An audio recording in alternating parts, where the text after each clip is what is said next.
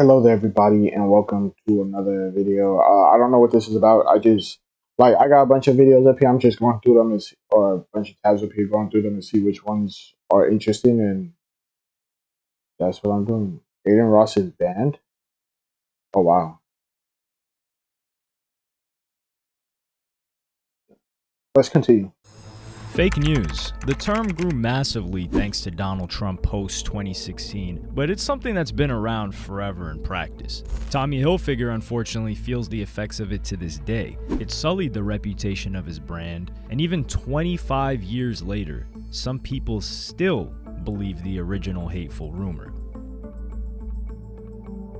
Ralph Lauren was hip-hop's favorite brand in the 80s, but going into the 90s, things began to change as Tommy Hilfiger would soon become hip-hop's go-to attire. Part of this was organic, but part of it became intentional. Tommy Hilfiger started to emerge back in the 90s. Before that, I would say between 84 and 89, Polo was king. But Polo wasn't making the kind of stuff we felt was next level, so a lot of people stopped buying Polo at the time. We started seeing this line called Tommy Hilfiger.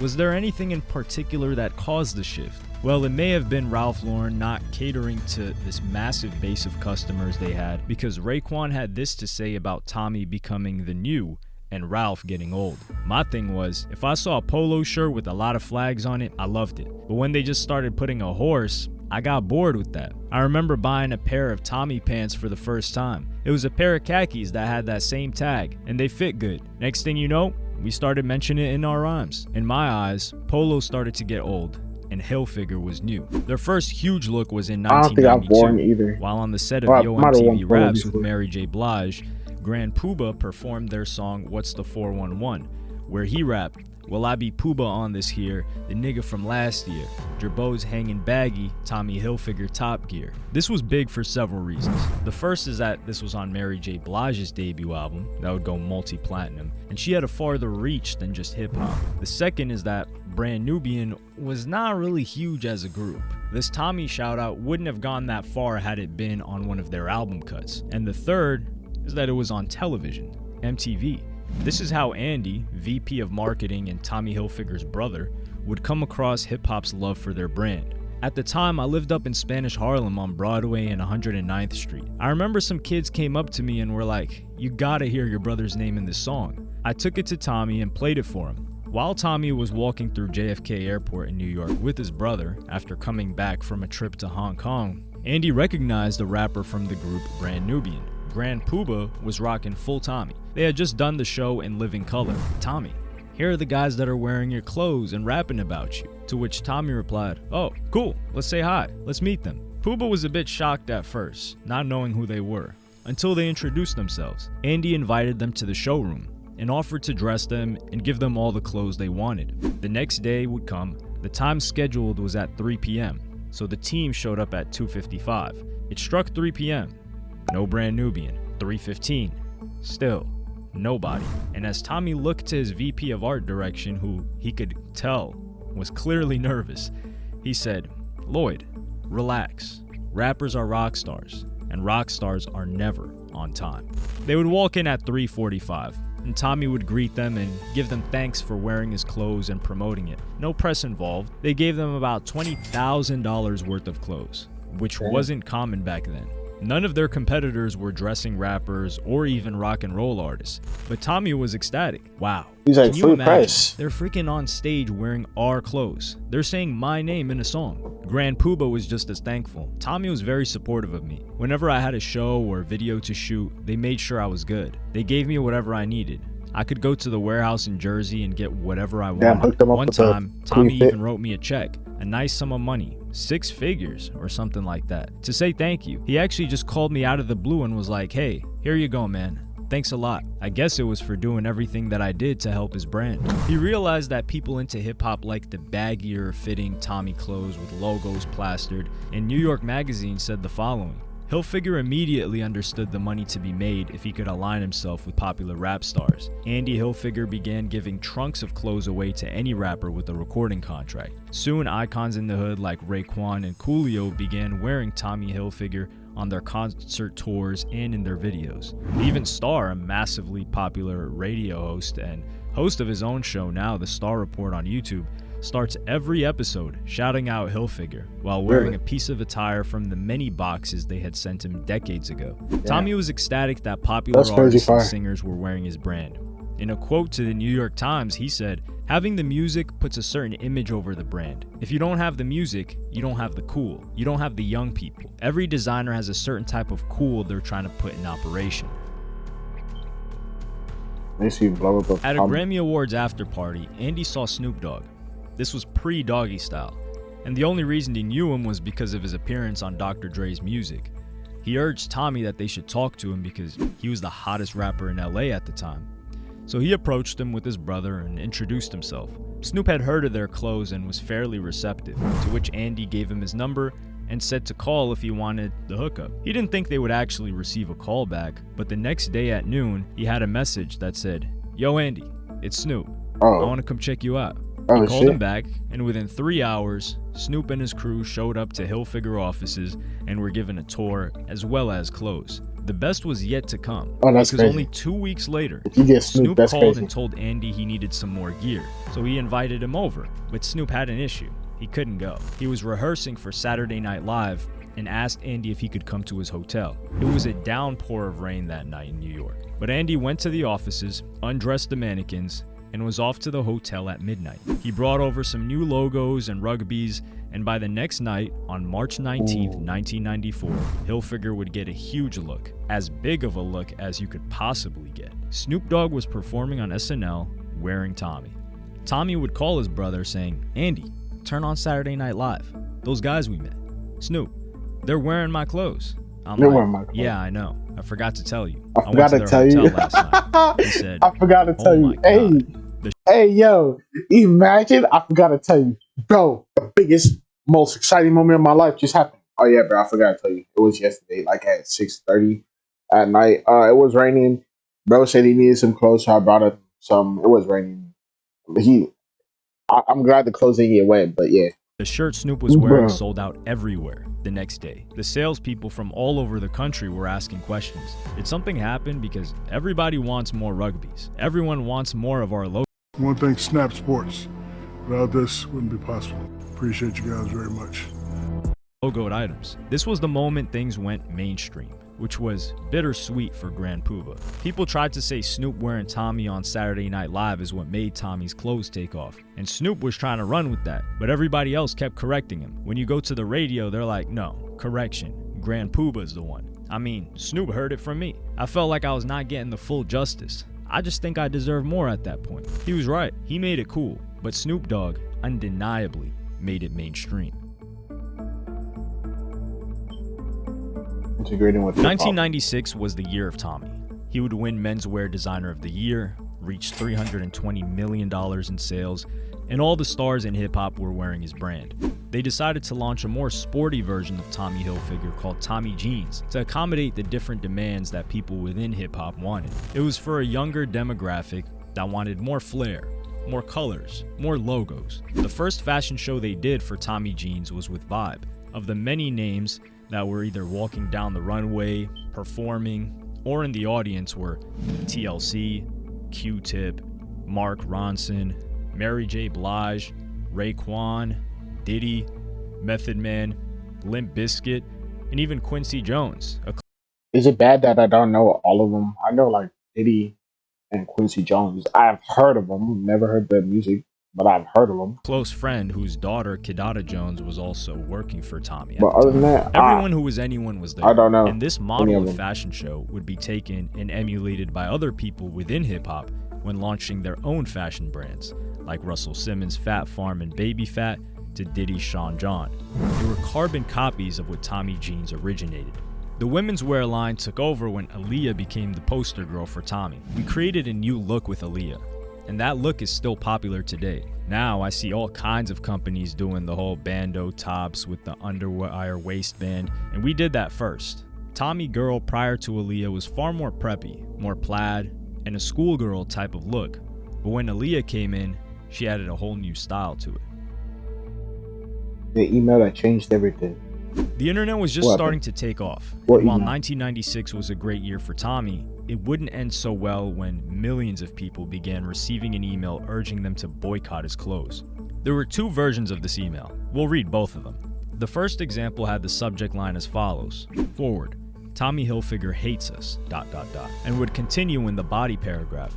Did you see the recent Oprah Winfrey show on which Tommy Hilfiger was a guest? Oprah asked Hilfiger if his alleged statements about people of color were true. He's been accused of saying things such as, "If I had known that African Americans, Hispanics, and Asians would buy my clothes, I would not have made them so nice."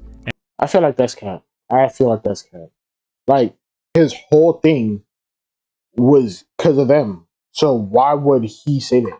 I don't feel And I wish those people would not buy my clothes. They were made for upper class whites. What did he say when Oprah asked him if he said these things? He said yes. Oprah immediately asked Hilfiger to leave her show. Now let's give Hilfiger what he's asked for. Let's not buy his clothes. Boycott. Please pass this message along. The second one was a bit more colorful in language. Subject: Did you see the show? November 28th. For those who missed the Oprah Winfrey show where she interviewed the fashion designer, he made a very racist remark regarding the people that purchase his clothing line. Summed up, he basically said that if he had known that so many Chinamen and ERs were going to buy his clothes, he never would have made it so nice. After which, Oprah kindly asked him to leave. Now that we all know that he's a big-time racist, my suggestion is that we and all of our friends should boycott the Tommy Hilfiger line. I don't see any point in supporting someone who has such a narrow mind. What a jerk this guy is. Yeah, if it weren't for us Chinamen and ERs, does he think he can be where he is today? Please forward this to everyone you know. He really does not deserve anyone's support at all. This spread like wildfire. People believed it. Hell, people still believe it today. There were rumors like this about other designers as well. One was Liz Claiborne, who in the early 90s, about 1992, had a fake email spread about her that she disparaged black women while on Oprah. Spike Lee even believed it. Last week... But that's weird. If it was on Oprah, it's live, right? And you could just deadass turn on the TV or watch a re-recording or watch that episode because it's on the internet, right? So YouTube or some other website would have been available where you could probably like search and see if that actually happened, and then that would spread around. But Oprah Winfrey had Liz Claiborne on the show. Like Oprah would also come out and be like, "Those emails are fake. That never happened." Like I guess she wears Liz Claiborne's clothes all the time. Liz Claiborne got on and said she didn't make clothes for black people. Oprah stopped the show and told her to get her ass off the set. How are you gonna get on Oprah's show and say you don't make clothes for black women? It definitely happened. Get the tape.